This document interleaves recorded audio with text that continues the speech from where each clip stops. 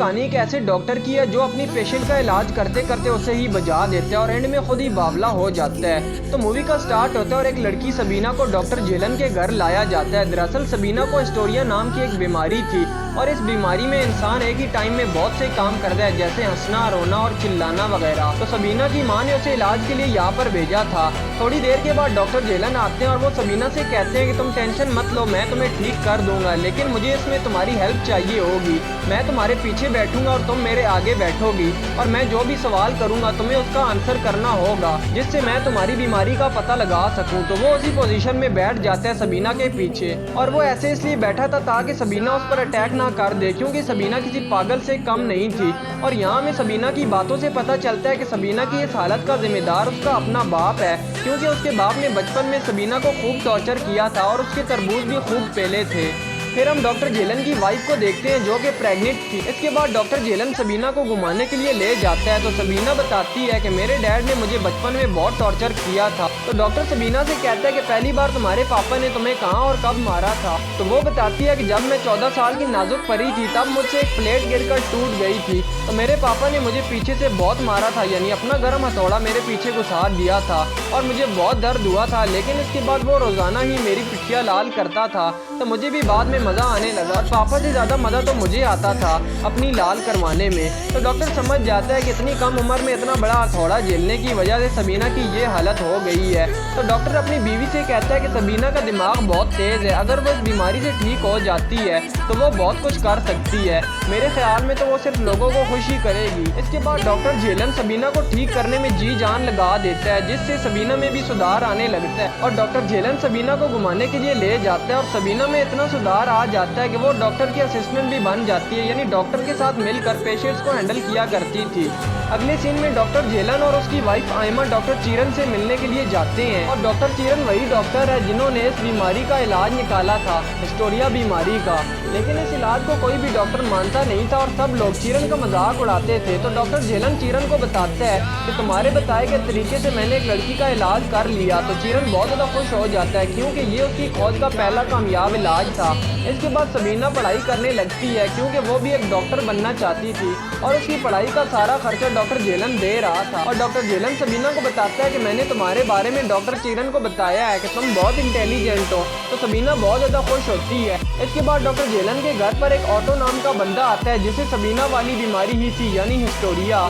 तो ऑटो के डैड को पता चला था कि जेलन ने एक लड़की सबीना का इलाज कर दिया है, हिस्टोरिया बीमारी से उसे ठीक किया है। तो ऑटो को भी उसका बाप यहाँ पर छोड़ गया है, क्या पता जेलन इसका भी इलाज कर ले। तो डॉक्टर जेलन को ऑटो की बातों से पता चलता है कि ऑटो को कोई बीमारी नहीं है, बल्कि ऑटो की वाइफ ने ऑटो का छोटा छतरी अपने मुंह में डालकर काट दिया, जिसके दर्द की वजह से ऑटो पागलों वाली हरकतें कर रहा है। वहीं अगले दिन डॉक्टर जेलन और सबीना एक साथ बैठकर बातें कर रहे होते हैं। तो सबीना जेलन को एक गीला चुम्मा दे देती है, लेकिन डॉक्टर जेलन उसे कुछ नहीं कहता क्योंकि उसे ठीक करते करते डॉक्टर जेलन को भी सबीना से प्यार हो गया था।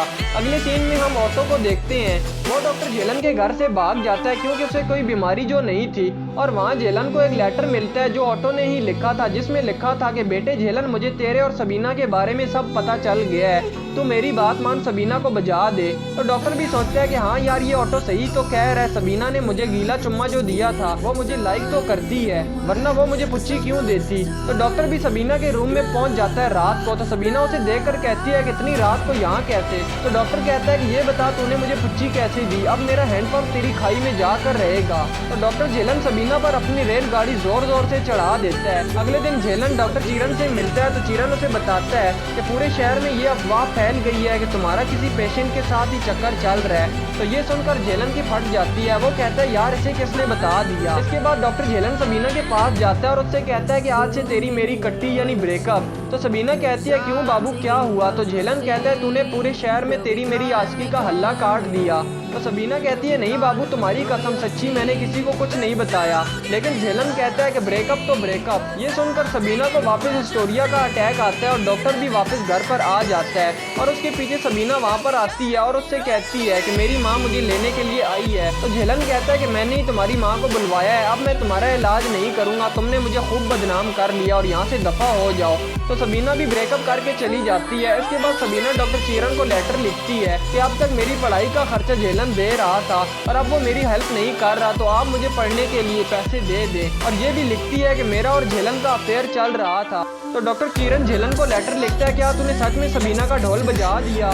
तो झेलन रिप्लाई में लिखता है, नहीं ये सब झूठ है। तो किरण सबीना को लेटर लिखता है कि झेलन तो कह रहा है ये सब झूठ है, तूने मुझसे झूठ बोला, इसलिए मैं तुम्हारी हेल्प नहीं करूंगा। जिसे पढ़कर सबीना बहुत उदास हो जाती है और रोने लगती है। और वहीं झेलन की वाइफ को उसके अफेयर के बारे में पता चल जाता है और उन दोनों की बोलचाल बंद हो जाती है। इसके बाद डॉक्टर झेलन इस शहर को छोड़कर जा रहा होता है, तभी उसके पास सबीना आती है और उसे कहती है कि डॉक्टर किरण को हमारे बारे में सब कुछ सच सच बता दो ताकि वो मेरी हेल्प करे।